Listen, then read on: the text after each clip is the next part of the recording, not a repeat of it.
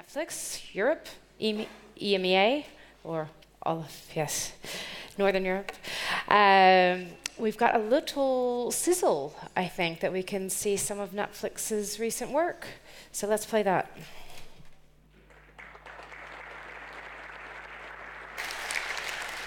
So welcome, Lina. We're excited to hear what Netflix is up to in Europe and the Nordics especially. Thank you so much, Wendy. Hej, vad roligt att få vara här. For those of you who don't know me, my name is Lina Bronéus, and I am heading up our co-productions and acquisitions across Northern Europe and Central and Eastern Europe.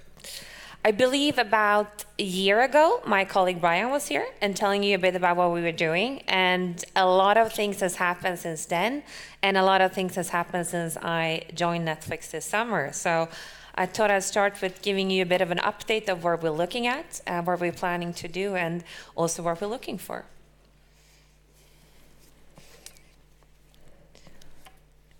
So if we just take one brief step back, where we're coming from, it'll be easy for me to explain where we're also heading towards. In the Nordics, we've been present since 2012, and since 2016, we're present all over the world when having a presence in 190 territories. With our current subscriber base, we actually have even more subscribers outside of the US than we have in the US. And this is a key point for us that Netflix was currently happening. Netflix started out as a DVD postal service in the US back in the days, but has now really turned into this international global entertainment company. And as you can see from the trailer that we started with, we have been investing a lot in European content, and we're going to keep doing so as well. The international markets are increasingly important for us. And with the international markets, of course, Europe, and also the magical storytelling that we have seen coming out of the Nordics.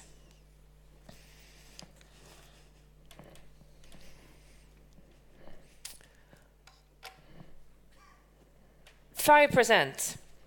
5% is actually the amount of people that have English as their first language. And even though it's only 5% in the world, the majority of the international content comes from the US and is English speaking. And we believe that in this disconnect of the production of international content and the actually language versions, there is a huge opportunity. And there's a huge opportunity for someone like us and for all of you in here to be able to transport so much more content in local language across all of the world. And alongside content investments, we also spend a lot of money on localization. This is one of the areas that absolutely amazed me the most when I joined Netflix. The amount of love and the amount of attention every single asset gets in terms of localization. And I know that here in the Nordics, everyone is like, oh, dubbing, we don't do that, we subtitle. It sounds a bit funny. I get that because we've always been subtitling. I grew up always watching all content subtitles. But looking at the dubs we've been doing recently, we're also trying to really improve that to a much larger extent. For example, the cast of The Rain that we had, which was our first Danish original, our first Nordic original as well. The original cast of The Rain actually did the English dubs that then turned out so much better, which makes it a much better impression of all. So I thought I'd show you a bit of a clip on how we are working with different language versioning, just an example of The Rain.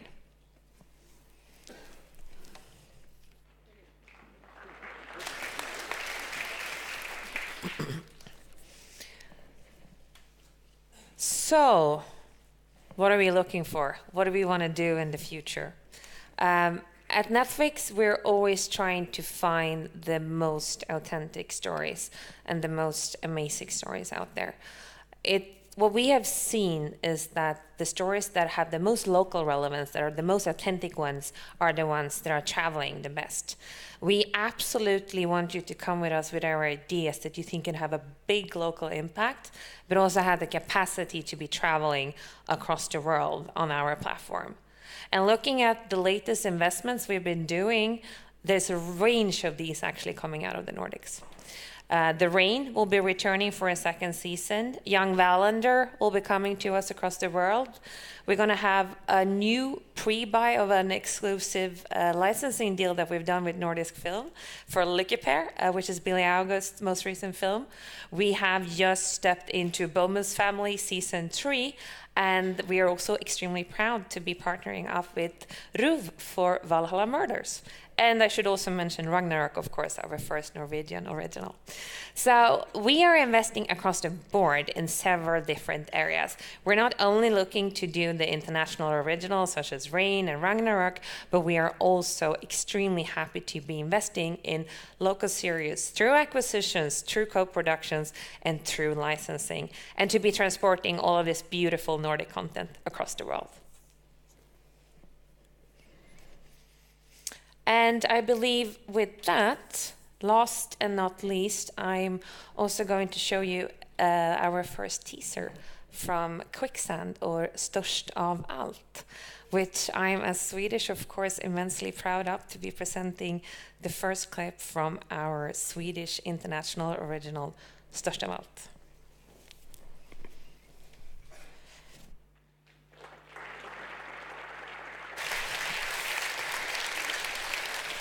Okay, yeah, we could come over this way now. I'd love to hear why a show like Quicksand is right for Netflix. Why was that a good fit? Well, I think it's a good fit due to many different reasons. Of course, I mean, Malin Persson's roman, that was the book, the IP, that was the foundation of it, was just absolutely amazing. That foundation made it extremely interesting for us to see how we can develop it and develop it into our own take. We have been working with amazing producers on this show. FLX has been absolutely outstanding, and I also think it's worth to outline how good the local talent, the very, very young local talent has been. And I'm, of course, very excited to see how this one is going to travel and how it's going to do well in Sweden, but also outside of Sweden. Because it's about more than a school shooting. I mean, of course, it centers and it takes like a starting point around a school shooting, but it's about so much more. It's about growing up, the struggles that you're having. It's about punishment. It's about responsibility. But I also think it's about reconciliation and forgiveness. And how do you move on from something that actually has happened? And whose fault is it that something like that could happen? And you were involved at the very earliest stages of development, or when did you come on with this? No, I had not been working with this early on because I haven't even joined then. Well, had Netflix been Yes, on it? Netflix has been very much on. Personally, I haven't been involved in the early stages of development, but no, Netflix has been on board since the beginning. So it's one of those projects that we've really looked at early and taken it all the way through. I would love to hear more, I think the audience would too, just about when you get involved with what kinds of shows, because you can do, you've mentioned Billy August's Fortunate Man, that's a finished film that you're coming in and licensing. Some shows you're right from the development of them. So when and where? When and where? Well, so we are the European team. If we start that, we're all based in Amsterdam, whereas our European, Middle East, African headquarters. So we have a lot of people sitting there, and that office is constantly growing as the importance of Europe is constantly growing as well. We are looking at projects at all stages, and I think that is also important, looking at the different things that I was giving some examples from here. If you look in the international original side, we tend to step in early. Could be something that's based on an idea, could be something that's based on a book and another kind of IP or underlying assets. When we step into co-productions, so that's what we did, for example, for Warrior in Denmark with TV2, or a Bonus Family in Sweden with SVT, we more buy into the channel's vision. We tend to work with them in a way that we look through what they want to do. We look at who's the team behind it, producers, directors, writers, all of this.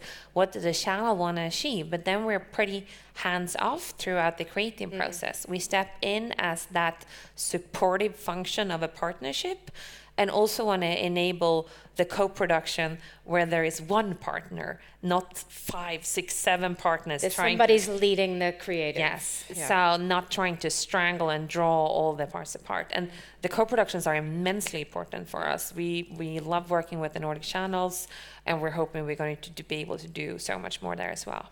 And then and then speaking about, since you mentioned a Fortunate Man or Lucky Pair, we do also do a lot of like pure licensing. We do pure licensing deals where we are acquiring content, could be films, it could be series, and some of this we also do the kind of like global exclusive licensing, as we did for A Fortunate Man. We also did that for another film coming out of Norway before Christmas called Battle, that has done very well for us as well. That's a rap. Yes, it's a more it's not a like battle. It's a music battle. Yeah. Yes, it's a music battle. Very young cast, extremely interesting, a high pace, and we were very, very happy to be investing in that as well. And we are constantly scaling our investments, both from drama and the scripted parts and non-scripted we're stepping into as well. We're of course looking more into films, we're looking into original films, and we're also looking into kids and documentaries. Okay. And specifically here in the Nordics, are there particular things you're looking for or particular kinds of talent you want to work with? I think we are in the Nordics extremely fortunate with the talent base we have. And like looking at Christian's slide here before, that's a pretty impressive lineup of DR, what they've been able to do the last couple of years. The way that Nordic content has been exported, of course, is just amazing and makes myself, as Swedish, very proud to be sitting on that part. We're looking from the Nordics, I mean, to be fair, we're looking for your best ideas. I don't want to put it any other way, no pressure, but we really want you to bring the ideas to us that you think can stand out the most. I wouldn't say that we are looking for things in a specific genre or a specific time length. We can adapt the time to be on Netflix, could be varying time, whatever you think suits the story best. I think what we're not looking for is the kind of Bellman-historia, en svensk, en dansk, en norsk. Like kind of like when we try to squeeze too many storylines in just because to capture too many areas, or the cross-functional parts. We want whatever is best for the story. Like don't force things in there. Don't put anything in because you think it's going to make it more international. That we don't need. We want the best and most authentic stories because that's where we also see travels best. Yeah, I'd imagine the very local stuff is at the heart of the strategy. You want a local voice. Definitely, and we see that of course we need a local relevance as we're growing in all these markets, but the local content and the content that is stronger in the locals markets is also what's like growing best and traveling best internationally. And specifically with the Nordics, you've mentioned you've worked with some of the broadcasters, you've obviously worked with some producers. Are there some production companies that have a first look deal with you or anything like that? No, it's a case by case basis. Yeah. So we look at a various amount of projects. We look at the very amounts of at different stages as well. So we're very happy to be spending a lot of time here in the Nordics. Everyone is of course always welcome to come to Amsterdam as well and visit us. It's not that far away. And we're very happy to be looking at a lot of amazing content coming out of this region. Just really logistic level, do people just email you scripts? How is it best to approach you with a project, and what kinds of materials are you looking for when they do come in? So I would say it kind of depends on what project it is, what project the stage is at. What's important is to get a good brief of, first of all, what are we looking at here? What is it that you think why is this product standing out? Why is this so important? Why would this work for Netflix? What do you think is unique to this project?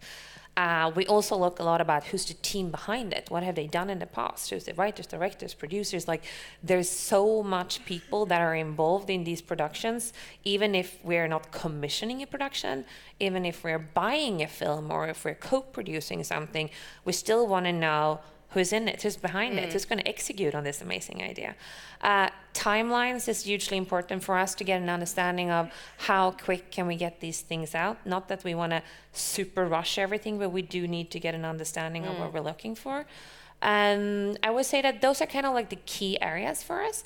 And then we value and look at everything in terms of, do we think that this is vertical that can work for us? Is this a title that can work for us?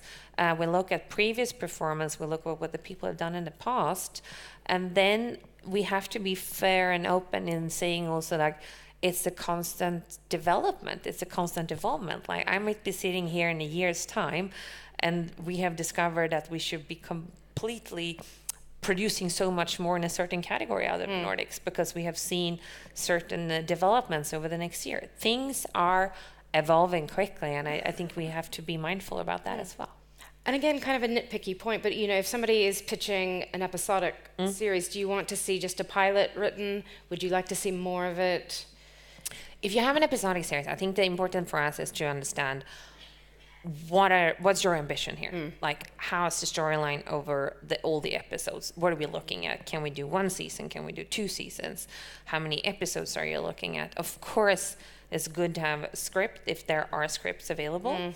But the key is really understanding what is this show about and why will this move us? And going back a little bit to those partners we've been mentioning, you know, I think the message I'm hearing from Netflix is very much like, you're not trying to kill the ecosystem and replace everyone. You want to join the ecosystem and partner. Definitely. So how can you partner best with broadcasters like DR or SVT or ULA? I mean, I think it is, first of all, I think that as everyone probably thinks that competition is healthy. Like we all become better the more we work together and move forward together.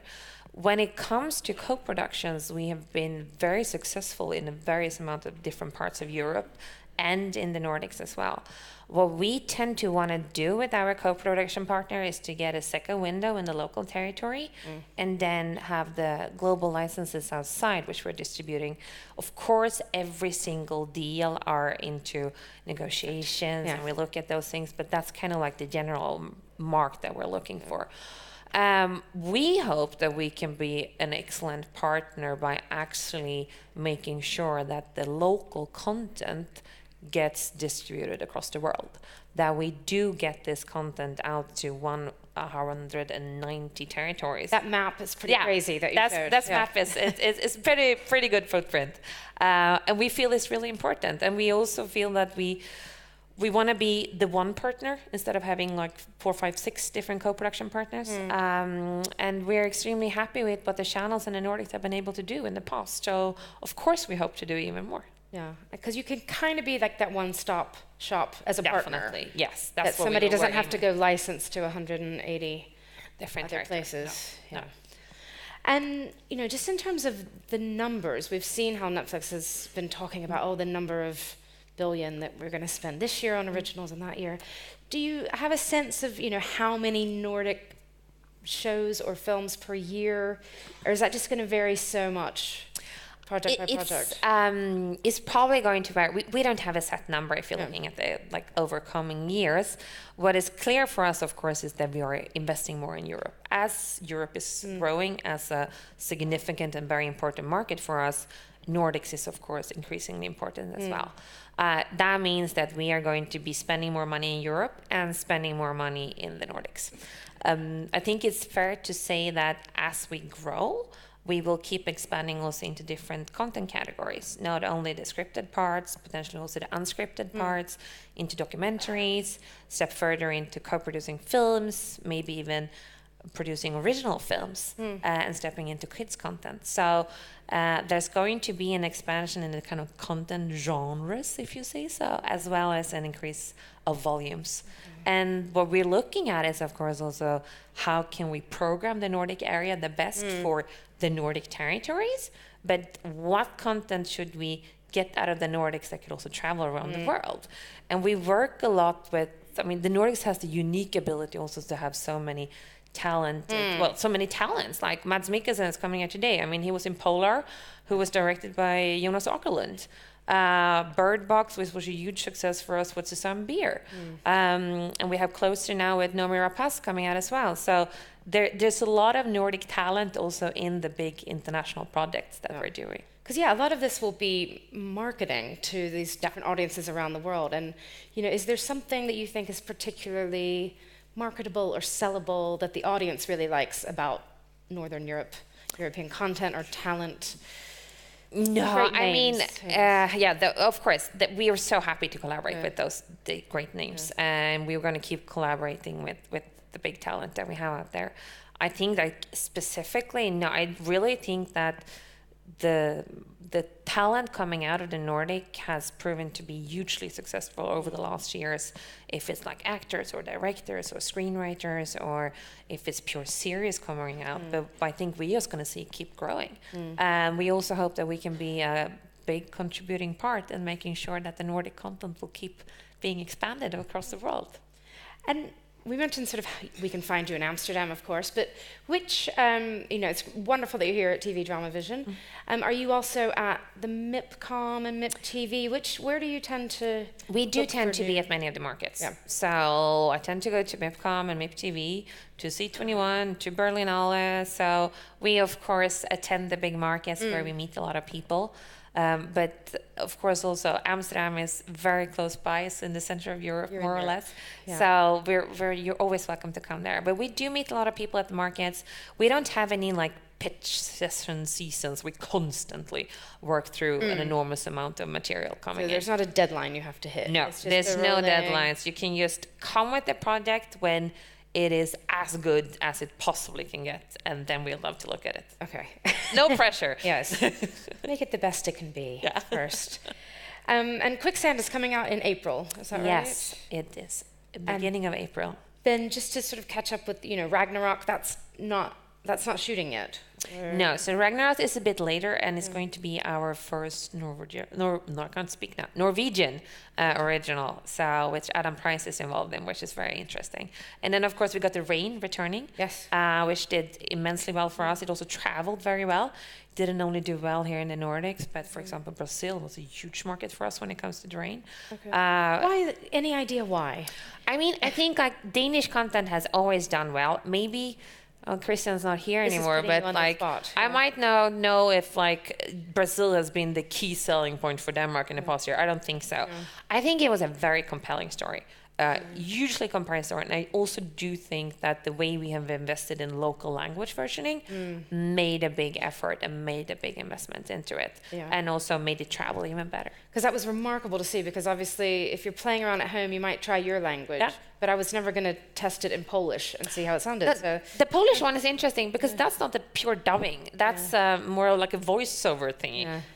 So that works differently, but it's funny to Spanish. And the English stuff that was done by our actual cast from the show. Okay. So all of the Danish cast did the English dubbing, which made it even better because, I mean, they had played it. When we did Dr. Berlin, we actually had a director directing the actual English dubs as well.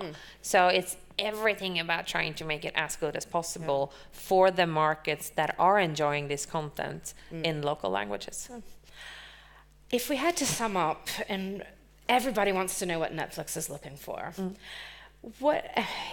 it's going to be a case-by-case basis.